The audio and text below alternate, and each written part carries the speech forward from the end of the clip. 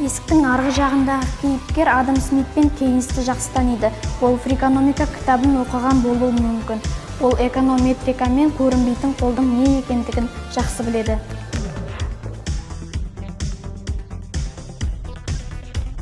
Бүгінгі бізде сұхбат алатын кейіпкеріміз Қорқыт Ата атындағы Қызылорда мемлекеттік университетінің экономика және менеджмент кафедрасының оқытушысы, экономика ғылымдарының кандидаты Мұхамова Айгүл Ерденбекқызы. Айгүл Ерденбекқызы, біз сізге біраз сұрақ қойсақ және сізден сұхбат алсақ. Жарайды, сұрағыңызға жауап беруге дайынмын. Сіздің мамандығыңыздың тоқ етерін нақтылап айтып беріңізші. Сіз үнемдейтін мамансыз ба, әлде барлығын сараптап болжайтын мамансыз ба? Әрине, мен үнемдейтін маманға жатамын. Өйткені менің мамандығым экономист болғандықтан, мен болжаушы және үнемдеуші мамандардың қатарына жатамын. Маркс, Кейнс, Тинберген деп экономистер қатары тізбектеліп кете береді. Қазақтардың арасында экономика атасы кім?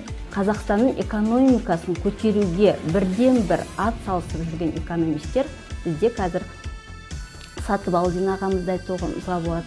Сағадиев деген үлкен ағаларымызды айтуымызға болады. Сіз дүкендерде нанның бағасы, жанармай станцияларында жанармайдың бағасын жиі бақылайсыз ба?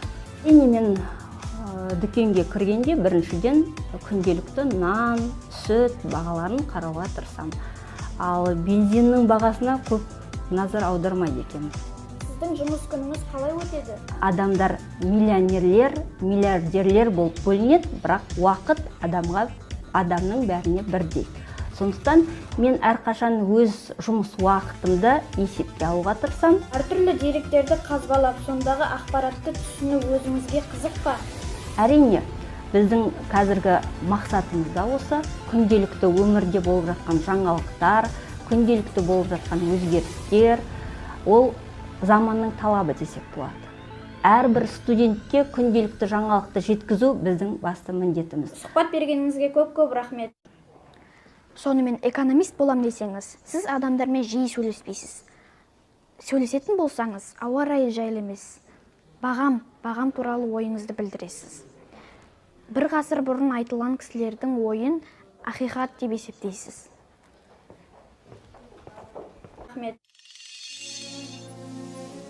Бекжан Әбдібекұлы, қалай ойлайсыз, инженердің ғалымнан басты айырмашылығы қандай? Екеуі салыстыруға келмейтұғын мамандық. Ғалымдар олар ой парасатпен жұмыс жасайтын адамдар. Біз негізінде олардың іс нәтижесін пайдаланушымыз. Сондықтан екеуі екі саладағы жұмыс, оны қайсысы қандай деп салыстыруға келмейді. Инженер қателік жіберуге құқығы бар ма? Негізінде өндірісте ешқандай да бір мамандық иесі қателік жіберуге ешқандай құқығы жоқ. Инженер болсын, оператор болсын, жай электрик болсын.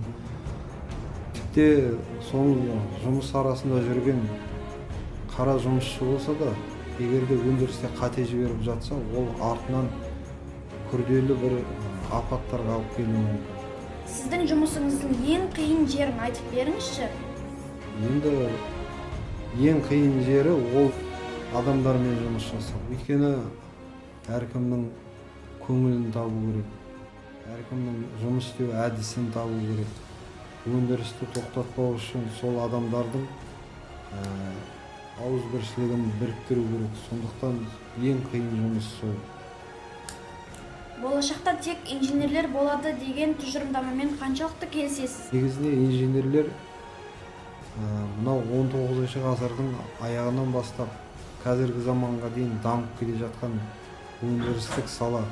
Сондықтан инженерлер әрбір өндіріс дамыған елде ол керекті мамандық. Олай болса сізге көптеген рахмет. Келесі кездескенше.